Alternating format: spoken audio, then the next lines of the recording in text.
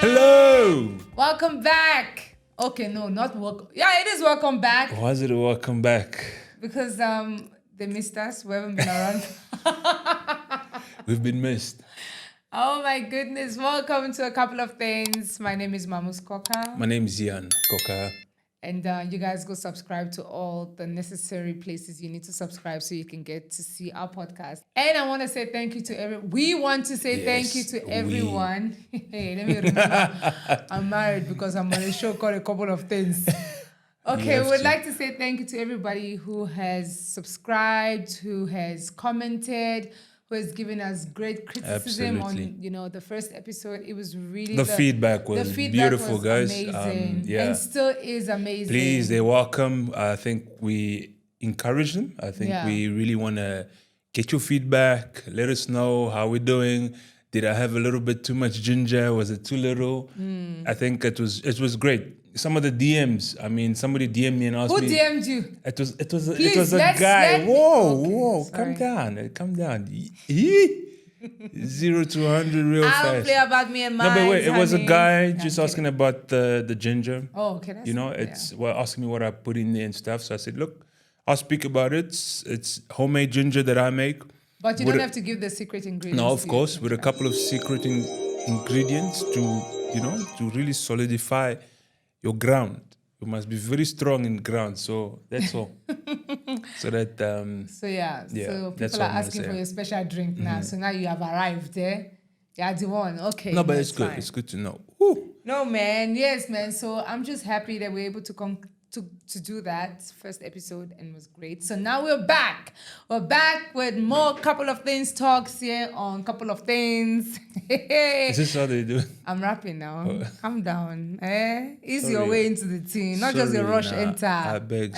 Sorry, my sister. Yes. So anyways, we're debating what we want to talk about because I felt like the first one was really good, and that's basically an introduction into getting to know us, but we're not going to sit here and just be talking about our love story every day because sometimes we fight, But we were debating what to talk about. But I felt like we should talk about like gender roles, providing in relationship and stuff like that. We were actually having that conversation, and I think that's how, when we decided we make it our next, conversation point of view, it was more around providing in a relationship.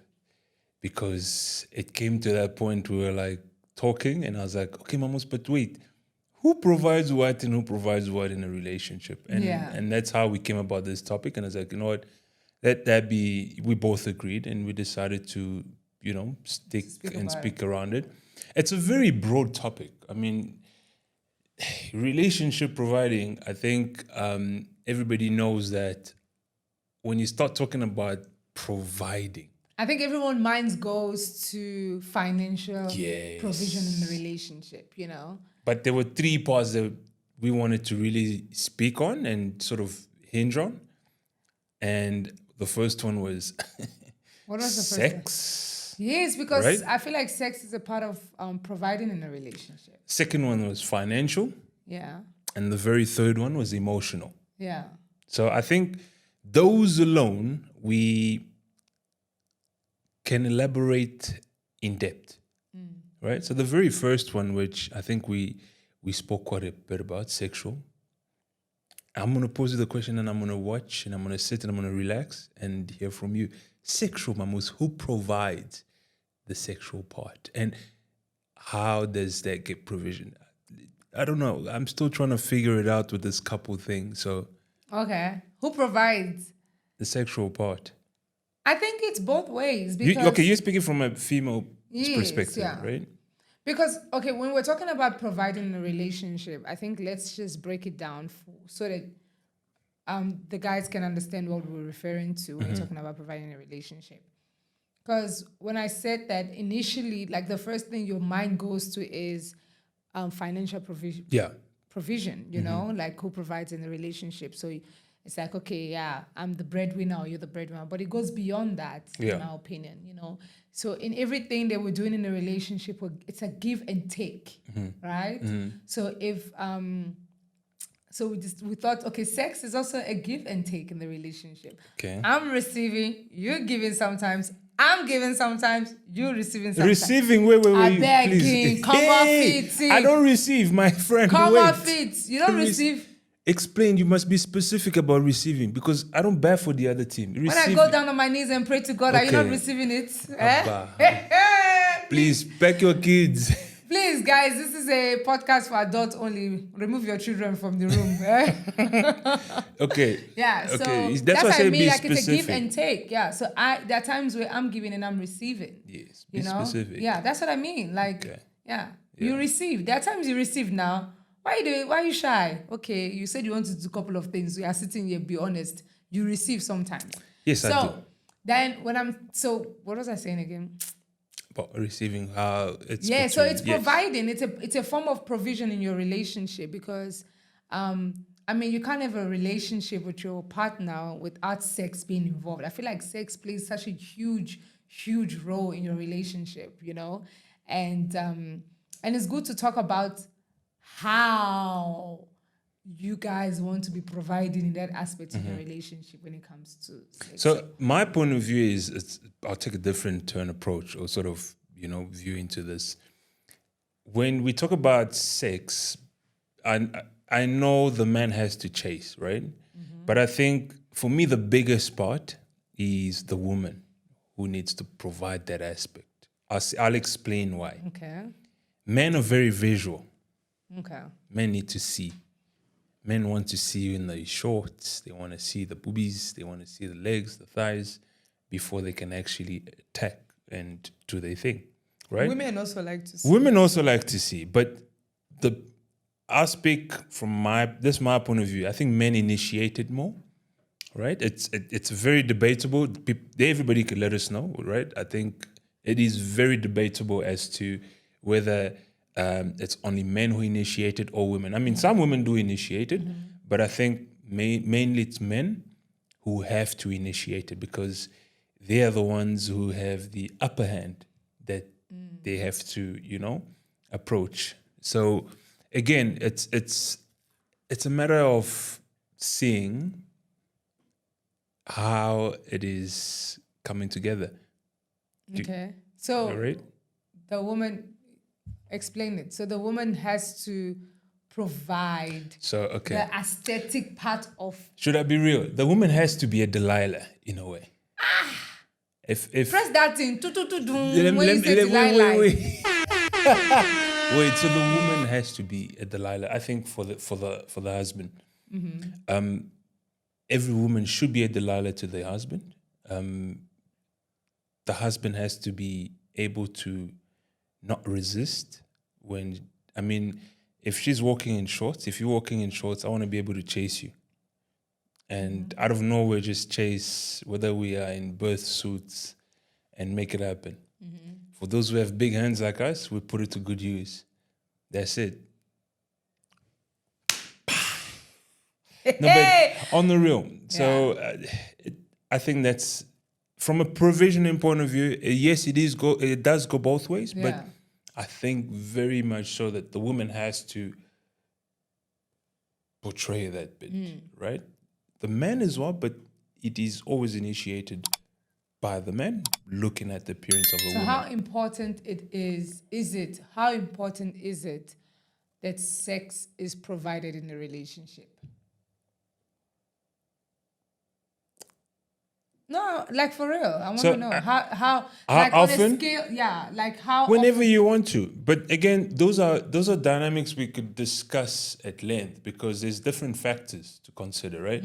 So we could say every day you want to have sex every day, and at some point in time with life and the stresses that we go through, you might not be able to do it every day. You might be able to do it every now and then. Again, depending on how many horsepowers you have, some of us men have way more horsepower than the women have. So again, it's based So on do you desire. think that men have more sexual Yes. desires than women? Yes, probably the ratio is 70-30, 60-30. I read it somewhere. I think it during depends this on the week. person, though. There are some women who their sexual drive, or whatever you call it, libido, or whatever, it's really, really high. And there are certain men who can't keep up. Wow. I'm love not to see speaking those from women. me. I'm just saying there are people out there. So you can't say that the ratio is like all men. No, based on a study that I had read, Okay. it kind of showed in between 60-40, Okay. right? But favoring the men. The men were at the 60, the women were at the 40. So it kind of shows you that the men are really hungry. They thriving for it. They really want to push more for it. So from a sexual point of view, let's put it that way, it is a both give and take, but I honestly think that space when it comes to providing sexual needs, a woman plays a very big role, okay? In terms of appearance. Personally, I think I mean, come on, Mamus, there are times I'm just sitting, I'm watching soccer, you walking past, you start teasing, Yeah, because and I lose focus. Oh my God. I'm joking. I beg, no stone me, you guys, please. Yo, no. All the men out there like this girl, remove her from that thing. No. Soccer is not boring. Soccer is entertaining. Yes, but then you want that attention at that Yes. particular time. Yes. You walk past, and I lose focus. But I think that also it's important to like discuss. You see, like we're talking about sexual provision in a relationship. How do you know what I'm providing? How do I know what I'm providing to you? And it's satisfactory to you, because I could just lie there and be like, okay, as far as I know, as a duty, like almost like a chore type of thing. Like I'm having sex with him every day, that should be good enough, and he's fine. But isn't there should be a conversation that should happen? I feel, there should be a conversation that should happen the same way we talk about financial provision in a relationship, like who does what, who's bringing in this, who's bringing in that, who's taking of this bill, who's taking of this bill. So that's a very good point. But so I'm gonna bring it back and sort of take it back a notch back, right? So if you look at whether it is pre-marriage or you're about dating, it's always communication, right? So, and this is the one thing we don't realize. There's always communications, and that tends to break down as the time goes by. Right? Yeah. So first we communicate and I say, listen, do you want to come over to my place? You say yes. Do you want to sit over the couch? You say yes. Should I get you a glass of wine? Mamus, you say yes. Mamus, do you want to get comfortable? You say yes. But can I kiss you on the cheek? Mamus says yes. What am I to do? Can I kiss you? It goes on, it goes on, it goes on. And then at some point in time, you don't communicate anymore and you start free, you just flow. Because that's how most people have been taught, or we've seen that you continue, it becomes speechless. But at some point in time, we have to discuss it. You say, okay, what can I do? Can I go this far? Can I do this? Is this good? Does it hurt? But doesn't it make it become boring? Like I feel like I know you have to communicate sexually and like know where your mind's at or where this one's mind at, whatever. But don't you think you disrupt the flow when you're asking, like, you don't ask question finish. You won't ask me where you kiss my neck, kiss my feet, listen, kiss, make would they go? Like, no, can't absolutely. Be asking me every step. No, you can't do it every step. But what I mean is, the conversation still goes, right? So when some people say, talk dirty to me, it's a request, right? I know, but right? I think you're missing what I'm trying to get at. Okay. Like in duration of a relationship, yes, at some point, you have to know what your partner likes. Yes, and you get to know it through the mistakes. Through the mistakes, exactly. Right? Yeah. So, and at the same time, when I say having sexual conversation, it's not like necessarily like, okay, can I kiss you? Can I do this? No, absolutely, that? Yeah. That's like early stages of like absolutely. Let's go deeper. Okay. To where you've been. No. Oh my God. Excuse me. Take your mind out of that. Like, for example, where you've been together for a while and the sex is becoming now. But don't boring. Are you telling me people don't do, excuse me, sex reviews? So, okay, baby, you did this. You went in a little bit too sharp afterwards, and it's like, oh, that kind of hurt. Yeah. Or, But that's the provision I'm talking about, babe. Like what we do, how we have those honest conversations where we discuss and say, okay, how has it been? What can I do? First half where, you come back. Those things can be really tough, guys. It is. And we've seen it's very tough at first to speak because you go there and you're like, damn, what is she gonna think? And Yeah. I think that's where couples or those who are intimate, you need to speak about it. You need to discuss it. Yeah. Right? So I could come and say, damn, you know that horse riding was fire. Or I could come back and say, damn, this part here, I didn't really like it. And I think what we did there before was much better. So those are the conversation we don't have. We like just assume that like, okay, was The it person, good? yes, yeah. Was it good? Yeah, it was And good. women fake orgasm. Men too. Where? How? Men do a whole lot of things. Men, how do you fake an orgasm? Guys will tell us. You get the feedback. No, I want to know, how do you fake an orgasm? I don't want to say I have. If it's a real thing, like, because I'm finding out today. Really? Yeah, I didn't know. I didn't even know it was possible. for No, men. you're joking. I know women, like, can get away with it, but I didn't know, like, men could actually do that. For real. So you mean for 14 years, you're only finding out now, 15 years, I've 16 never years? faked an orgasm.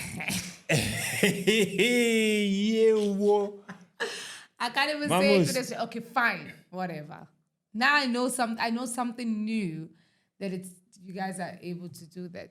It's interesting. It's good to know. Really? You didn't know? I didn't know. Well, But now yeah, you you were know. saying how. No, so look, I'm just shocked, but I'm finding out on live podcast today she didn't know for 14 years. That you fake orgasms? No, that you. No, that you. That you didn't know that men fake. Yeah, I've been only married to you for 14 years, so, Yeah, I didn't know you were doing No, that. don't. I didn't say I'd do it. Yeah, I didn't say I'd do it. So please, okay. So yeah. let me tell you something. So sexual Conversation, conversation sexual conversation, needs honest to sexual, be. yeah. It needs to be explored. Yeah. It's one thing couples don't do very well. Well, some, well, with it's almost we avoid it. I don't know if there's a stigma to it, whether it's a taboo to speak about sex performance. I don't know. Maybe people could tell us out there, but we eventually got to a space where we had to start speaking about our sexuality in openness. It's embarrassing at first because you were like, hey, why are you running? or like, and I think for me, what was interesting for me to digest when we started having those conversations was hearing that, okay, it's getting boring. Yeah. You know, that like, I was like, ouch. Like, oh, that hit my, yes. like they went No, but in. you see, But, you know, because you got to spice up the relationship. You've got to be honest. It's very hard because I know that time I was like, hey, shit, it's getting boring because, you know, I'm the one who's always chasing. I'm the one, you know, when the kids had grandpa, grandma, I'm the one who's chasing you up and down the stairs. I'm like, no, let's twist it up a little bit, you know? Switch off this time we switch off the light. No, I'm joking. So but it's the conversation needs to happen. Yeah. We need to come up, and it's hard to accept Yes. at time. But I think a good, honest relationship where both couples or both, you know, are involved are sitting next to each other, having that conversation and saying, look, I think, and in honestly, and not really judging anyone. It's because we tend to judge. We tend to think, damn, is he, you know, because at some point when I told her, it's like, I'm sure she's going to think I'm comparing her to somebody else. Yes. And that's that the was, first thing that would go to your mind. But I think that it's so important for us to take the ego just out of that conversation. If you want to have an honest conversation with your partner about your sexuality, with like how sexually satisfied each of you want to be or get or are, you have to remove the ego. It's the ego, and the insecurities as well, you know, and stop thinking that, oh, maybe he's comparing me to someone else or whatever the case may be. If he's not telling you, or if I'm not saying anything to you, and just sitting there. Marriage is lifetime now. Just the suffer for what? Never. I'm telling you, you know? It's a tough pill to swallow, especially for men. You know, especially from you as a woman come and tell me, look, this is, you know, I need. You went a bit hard there, or you know, because as a man, you're like thinking, okay, whoa, am I being engaged? Yeah, am I being? It's a very tough conversation to have. A lot of people don't understand the level of honesty you should have and the comfortability you have to get to. I need to make sure that as we speak about it, you as my wife, you're comfortable, and also I think through some of the advices we've had, we get to a spot where we're like, okay, we take it with a pinch of salt, but at the same time, we're able to advise each other properly. But I don't think they really advise you when it comes to sex. No, in a nobody relationship. does. Nobody actually gives you the tools. Bye-bye, take the keys, go drive. Yeah, and get, and I think that's what I'm loving the fact that we're discussing this thing now. And for someone who's probably listening nowadays, like, okay, we're going in a little bit detailed about what we've had to learn and how we had to come to a point to know that, okay, listen. Right? But it took a while. People must understand yeah. it wasn't It didn't instant. just happen, Yeah. you know, the first, second, third, fourth year of our relationship. No, it didn't. It took a while, and it took several attempts to get to a point where you're able to now be comfortable. And I felt secure, and you also feeling secure and trusting me with that side of you, and me trusting you with that part of me, and having that conversation. And because, you know, we both want to get laid the right way. So, I mean, you might as well just talk about it, you know? You know, and that's where I also think when it comes to providing, as much as both partners have to provide the sex, it's mostly provided by the men. Okay. All right. So it's a bit of both, but again, I'd say yes, the woman provides, sort of sets the stage, but the man has to provide it. If we look at it properly, because the man sort of attacks, he's the leading pack, and it also ties into finances, because hey, let's be honest, when at some point in time I've taken advantage, you wanted money, I'm like, hey, I need something. Yeah, ladies, you need to learn how to be a whole to man as well. You know, like you need to know that this relationship, I'm going to use you sometimes and you're going to use me. So if I'm going to use you for what I want, no shame in my game. I will take advantage of the situation. Continue. And so he probably will as well, you know. Continue. I mean, love sweet, but when money enter, love is sweeter. My favorite poet, Davido, you know. No, said but it. true. So I think the finance part as well, maybe I'll be very honest. I think finance, as a man, it's very difficult to, I'll speak for myself, because I know everybody else has their own point of view. As a man of the house, you tend to think, you know what, I'm at no point going to allow you to provide the financial aspect, right? And that's not saying that you can't.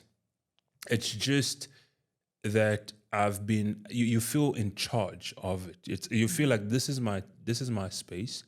Like the saying says, my money is our money, but your money is your It's my money. Right? But I think it took, you see, here's the thing. Like, if we're being really honest, when we started our relationship, I was more financially stable. you know? And that's the thing with relationships, though. Like, Yeah, and and I feel like this providing thing about money and all The that tables stuff, could turn tables very can turn quickly. quickly at any time. Yeah. Like, so imagine if when we started out, if I was a bitch to you. Yeah. No, guys, I'll be suffering right now. I'm telling you, eh? Yo. But- If I was like a real bitch, Snitch, and be and like, you're like, come know back, what? you find me, I didn't wash dishes or dishes this or or something that. or whatever. Because obviously business at the time was slow and Yeah. stuff, you know, picking up. Yeah. And I think this is where the dream team happens, you know. If you really look at it, you really played your part. And this is where couples need to understand that, look, it's either you become the dream team or the hate team. And you build that. The bigger picture. The bigger you know? picture into it. Because in a blink of an eye, things just switched.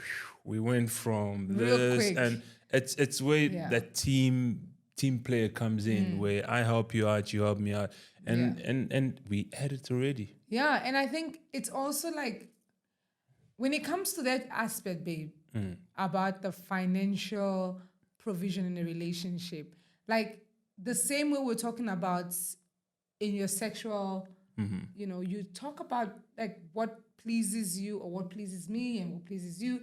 I think it's the same way we talked about our finances of what Hey, but finances, guys, I won't lie. finances is It's hard. hard. It's really hard. And I think I it's don't know so how people do important. it, I but don't know how people do it. And I don't even know how because at some we point, got it let's right. let's be honest. Because at still some getting point, yeah, we're learning it still, and at some point, I'll put it straight up. When we go to a restaurant, and I'm like, you know what, I'll deal with the bill, right?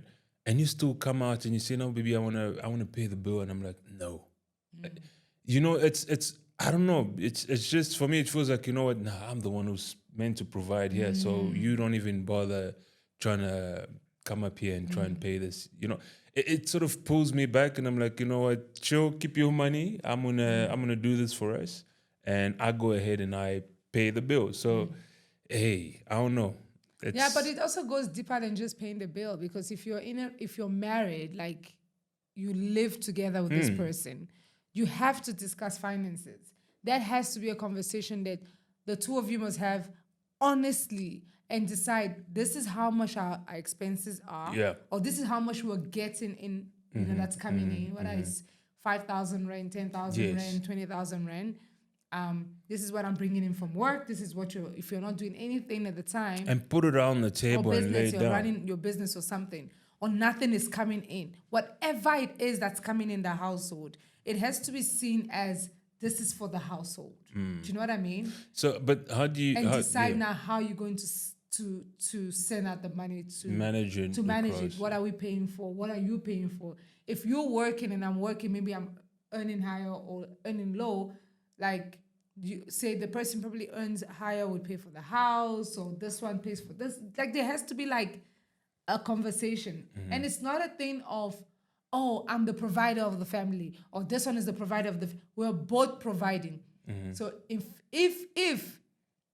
he is providing financially fully all the way, me, I'm providing sexually to him. Absolutely, and not just and not just that, because it's, I mean, whether you're a housewife or whatever you are, it's a full-time job already.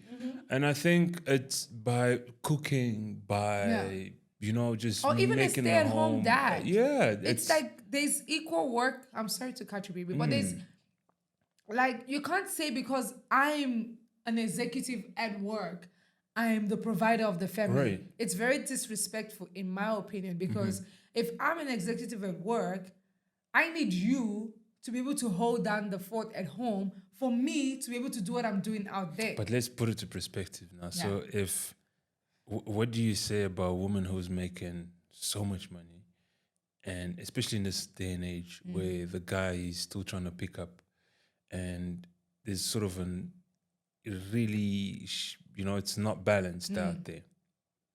How does one probably try and make that work, because the woman is way above there and this guy is on that period level entry. I mean, for a man, I think that ego would be bruised. So it's very difficult. I think, in my opinion, I don't know how I would deal with it. How did you deal with it at the time when it was our situation way back in the Yeah, day? back How in the did you days, handle and I that? think because business was up and down at the time, and the fact that you were supporting me with it was okay, right? So I knew, and like you said, you weren't being bitchy about it. You're being supportive. You're like, this time I'd come and I'm like, you know what, the deal's gone through. We're good for 6 months. We don't have to stress until we see how the business performs further on or whatever at the time. And at the times where it didn't, you were still supportive. Do you understand? So you'd come back in, you'd fill in the gaps where needed. But I'm like now thinking, I know it's still relevant, but if she's earning that much, and I guess it comes back to if the guy's trying, what is he doing? It boils back to that. You're not just sitting there and you're just watching TV. Or his ego is not eating him up, because that thing comes in. Jealousy comes in relationship when one is doing, and it's not necessarily the man as well. Women can get jealous that, okay, your things are working out for you. Hey, and this thing. it's going well, like financially you're doing well, and maybe I don't feel like I want to ask you every time if I want to go buy a pad, you know, or I get allowance from you, or, you know, it becomes a thing of I also want to make my own, you know? And it's And that jealousy creeps in whereas you're not thinking of the bigger picture. And I also feel like it depends how emotionally supportive your partner can be to you while this transition is happening. So if I'm a stay-at-home, what do you call it, mom or wife or whatever, and I have to depend on you fully, right? You already know the kind of person I am. Like, a spender. yeah, guys, it's bad. But you already know the kind of person I am. But one thing I don't like to do when I only say to you, I don't like to nag, especially when it comes to money. Yeah. And I feel like no matter how much you can say, no, I can, like, I'm emotionally strong and I can handle this.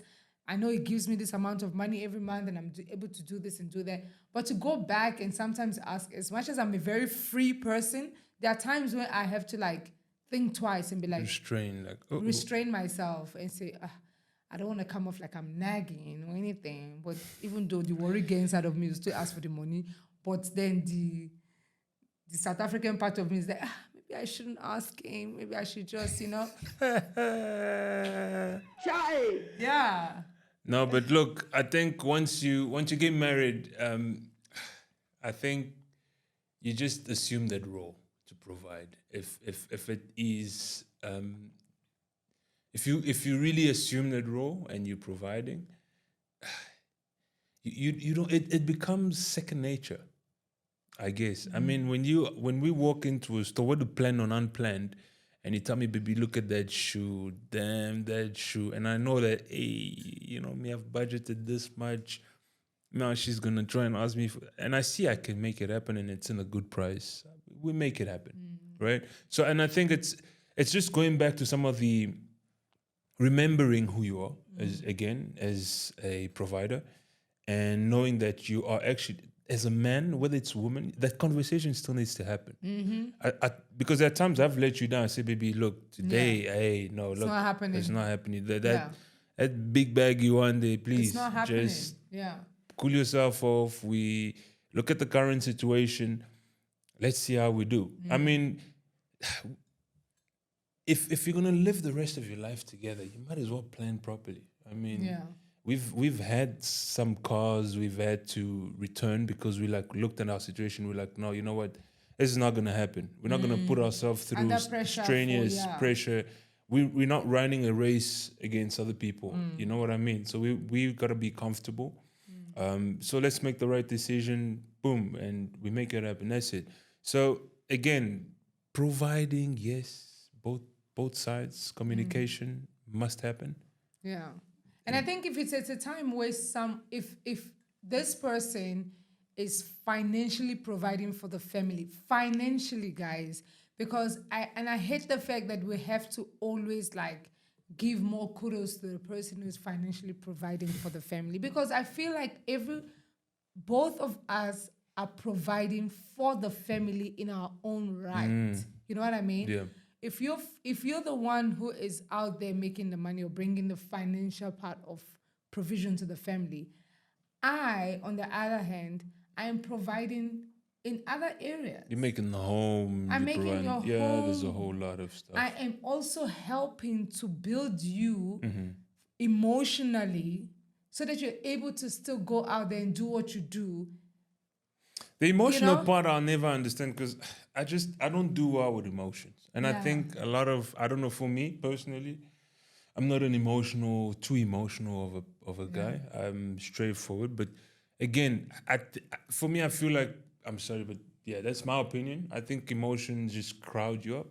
Yeah, but I feel like when I'm saying emotion, not like sit there and like cry yourself to sleep. Yeah. No, like if you're stressed out, right, with work, and you're telling me and I'm like nonchalant about it, that's going to hurt you, right? So when I have to make myself emotionally available to handle what you're saying, receive it, and be there for you emotionally and provide emotional support for you. But I understand that, but it gets to a certain level where you look and you're like, okay, I could be emotional about it. Then what? Yeah, you're more like solution driven like person. Like Yeah, I'm I can't sit and can cry sit myself there and, tonight. yeah, How are we getting out of this mess? And Mamas, stuff. I can't. I feel like it's just gonna be a waste. Sit there and sulk about it. I don't know. Maybe I don't process But emotions that way. baby, here, listen to this. Here's why I feel like relationships are so like providing. It's like one day you're strong here, the next day I need to be like, you know what I mean? Before I would like cry myself to sleep. Like, well, not cry myself to sleep, like literally, because I don't really like crying too much because it gives you such a bad headache. But I would like slumber in that emotional state. Yeah. But because of how you have invested so much Yeah. emotional support, but not like when I say emotional support, like build me up. Yeah, sort help of to, build like, you up. Yeah. Yes. Because I've always pushed. I've always told you, look, instead of dwelling in that emotional space and sit there, look at the positive side. Try and build yourself out of. Because I feel if you sit in that space for a very long time, it's like digging deeper in there, and just putting yourself down and much further down. And by the time you want to try and come up out of It's it, like too late, it's man. like you're way That too rabbit drained. hole is like down Yeah, there. it's way too down. So I don't know. Emotions for me, it's almost like a no-go area. And I think everybody who knows me knows that I've been called to be emotionless, but it keeps me there. It keeps me on that float. Yes, but then you have to still my honey pie forevermore. Honey pie. You have to still, because now, as you know how you were before, like I'm an emotional person, da da da da da. Now you have a little girl. Oh yes, Yes. that aspect. And there I see you going like all that iron No, look, inside of you is she being broken out. she knows how to twist. So that's the thing with my little girl. She knows how to press the button. She knows how to emotionally twist the arm, right? But when we talk about emotional, it's that sweet emotional space, Yeah. right? And I relate back to her in a good emotional space because I don't scream at her. You have to tell up nicely, etc., etc. Whereas I could come to mom and say, "Mamoose, you don't fuck up, or I'll tell you straight." But her, I can't go and, "Hey, John." No, so you Besides gotta the fact tone that it. she reminds you who you're talking to. Yes, she'll tell you, "Daddy, calm down, Daddy. Don't scream to mommy like that." But it's that, right? So again, looking at the aspect of providing, I think if I'm gonna sum it down from my side, I think it's a communication. Yeah. It's gonna be a continuous thing. The tables could flip At anytime. any I time, think guys. it goes Any up and given down. time. I mean, through the 14 years going on, I still think at some point I'm like, okay, we thought we knew it then, but it's Not a damn changed. thing. It's changed again, or it's totally. And I think with COVID, with what happened with COVID, just exposed a lot through these different ways of providing. We've seen people lose their lives, lose their jobs. So it's been. I mean, if anybody didn't learn anything during COVID, they need to go and quarantine themselves and For like and 50 learn years. a I'm couple of joking. things again, because that space was really exposing a whole lot of things. So personally, I just say, guys, stick together. You have only each other. Yeah. Communicate. I think get to that point. For me, I'll just say, look, we still get to that point where we're still a little shy when we discuss certain things, but we come out of our shells. We come out and then just say it. That's the only way to move forward for me. It's like having those difficult, very difficult conversations, like extremely uncomfortable conversations. But I think when you start talking about it, and I've said this before earlier on, it's like you have to keep trying. Like there are failed attempts, when we try to talk about some financial things or Hey, because the frustration kicks in, the anger kicks in. Yeah, it's like I'm doing this, I'm doing everything Yeah. I can to provide, and this, and for men, for not for men, for anyone who is the provider, like the higher earner or the sole provider of the family, there's a lot of pressure on that person, you know, and it has to be like a balance where this person feels appreciated and the person who is holding down the fort also feels appreciated. But how do you get there? Isn't it by just keep talking and talking? And it's a continuous conversation. So I think everybody listening to us will probably say, at some point in time, it has to happen. It has to. So I think in summary, you probably give us your closing statement on Mamus, because I could go on a lot because it's very close to the heart. Yeah. Being a provider. Yeah. And at some point, you don't even buy your own clothes. You don't have that time to think of yourself in terms of providing for yourself on certain things, right? Yes, health and all the other stuff you'd provide, but when it comes to taking care of yourself, I see the nice things I want or whatever. I first think of my kids, before I could consider taking it. And that's why when you bring up a gift and you give me a nice watch or a nice brush, I appreciate it. I'm like, wow, okay, she got me a T-shirt, she got me this. So yeah, those are my No, I think we live and learn in this life, and we can sit here and say, okay, we've accomplished and we now know how we've talked about certain things in our relationship and we've crossed that hurdle or whatever. And then next year comes or next week or next month comes, you know, the more we live, the more I believe successful we'll get. And every successful event that happens in our life requires a different type of conversation. Do you know what I mean? On how you're going to navigate this and how you're going to do this. So the constant communication and constantly checking in to having those conversations that we're trying to shy away from. You know? We're not going to shy away from it, but yeah, it has to happen. So guys, we're learning and learn with us, man, you know, and like leave your comments and let us know how you guys having those difficult conversations. Because let us know. Yeah. Give us all the info that you guys give us, the feedback. Would appreciate that. Yeah.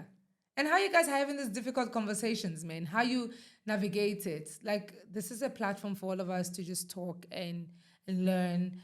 And I want to read those comments. Like the last video we did, there were a lot of comments that I was reading there. I want to read those comments and how you guys are having this difficult conversation within you and your partner, sexually, financially, and emotionally, whatever it is that you guys are doing. So yeah.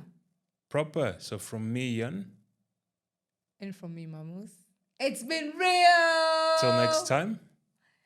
Peace. Couple of things. Remember to subscribe to all our necessary channels so that you're able to get this lovely podcast brought to you by Jan and Mamus. And yeah, subscribe. Click. Thanks for watching, guys. Peace.